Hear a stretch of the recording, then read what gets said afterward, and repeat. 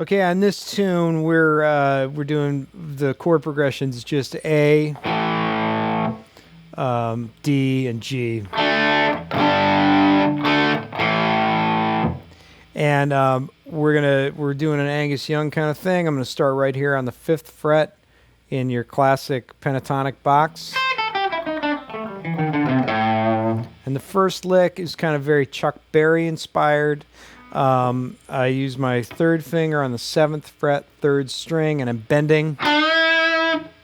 And then I'm using my 1st finger on the 5th fret across the top 2 strings, and we go. So it's again just straight up rock and roll lick. We just do that twice. So again, it's 3rd finger, 7th fret, 3rd string, and then play to this double stop on the top 2 strings.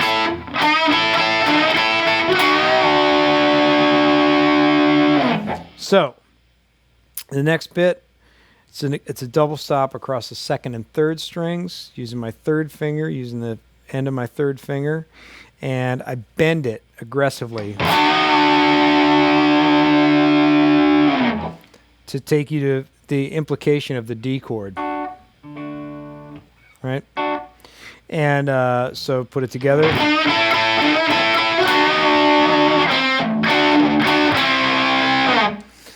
The next lick, it's again, I'm doing all double stops in the 2nd and 3rd strings.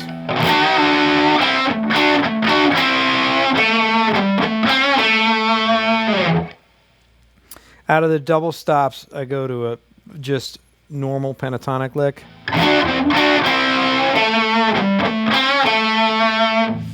Just right there. But as with everything, you know, because it's rock and roll, it's all about how you're hitting with the pick, the inflection, all of this kind of stuff is what really makes it an aggressive sounding solo. So all that together.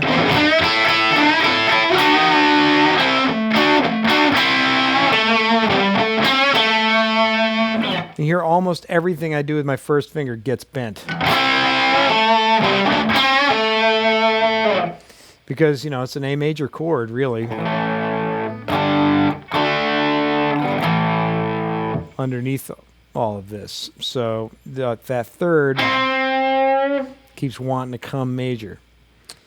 Now, classic Angus Young move in this next bit. Very often he wants to get into actually playing the major pentatonic scale. He will shift down and bend from the G down to the F sharp. So if I do what we call the 3 fret trick, which is here's your minor pentatonic, go 3 frets down, and there's your major pentatonic, the 3 fret trick. Hot tip. If you go,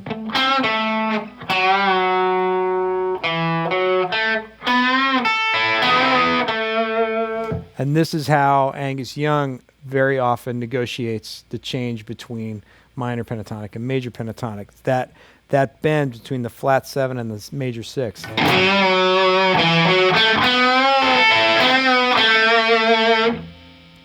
And then I get right back into the minor. And then I move up top. So from the top.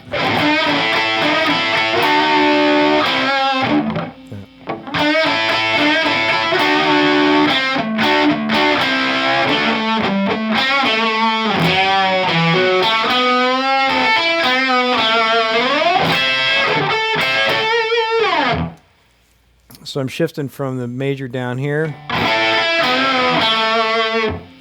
up to the 12th fret, and at that point I'm hitting this double stop on the top 2 strings, where I play the E on the top string and the C on the 2nd string with my 2nd finger at the 13th fret, and I bend the C up to the C sharp.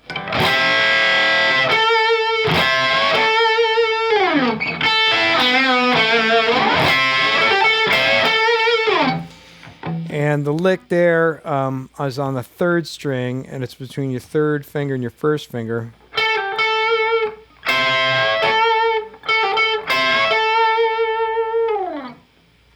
So it's just a quick little lick there. And then I shift up to the 17th position. I'm back in A. And then it's just pretty much, blues lick central at that point.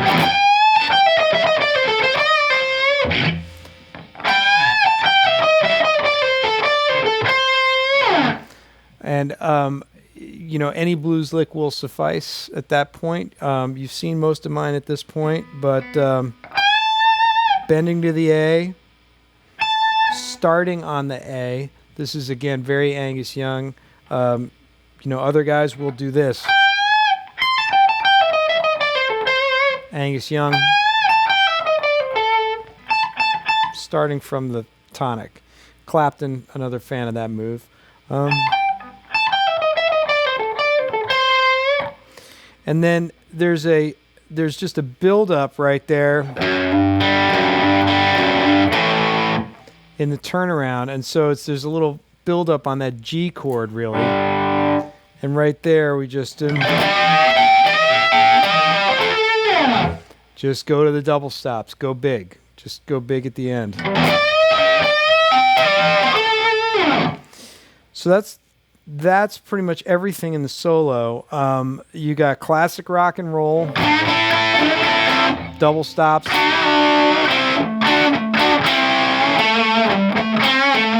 bluesy,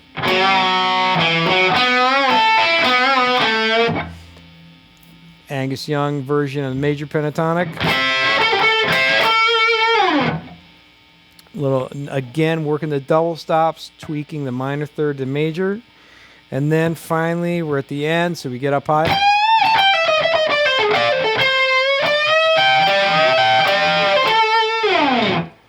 Double stops.